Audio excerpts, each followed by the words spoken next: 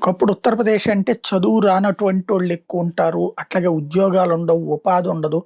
ఉన్న చిన్నపాటి దాంట్లో మళ్ళీ మత లెక్కలుంటాయి. ముస్లిములకి ఫస్ట్ ప్రయారిటీ ఉంటది.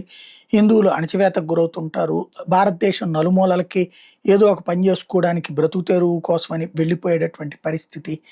అది ఒకప్పుడు ఉత్తరప్రదేశ్. నాటు బాంబులు, సెటిల్మెంట్లు ఇదే ఉత్తరప్రదేశ్. ఇప్పుడు పూర్తి అభివృద్ధి దిశగా, పూర్తి మౌలిక సదుపాయాలతో నోయిడా ప్రపంచంలోనే అత్యుత్తమ వన్ ఆఫ్ ద ఎయిర్‌పోర్ట్‌గా ఉంది.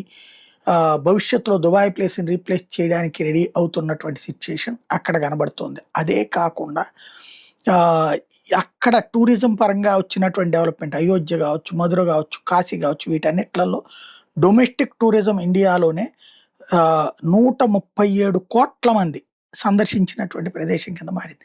రాబోయే రోజుల్లో 2020 వచ్చే ఏడాదికి 2023కి 400 అదే 2023లో 480,000,000,000 ఉంటే, ఇప్పుడు 137,00,00,000కి చేరిందనమాట. అంటే అంత పెద్ద ఎత్తున సందర్శిస్తున్నారు ఆయా ప్రాంతాల్ని.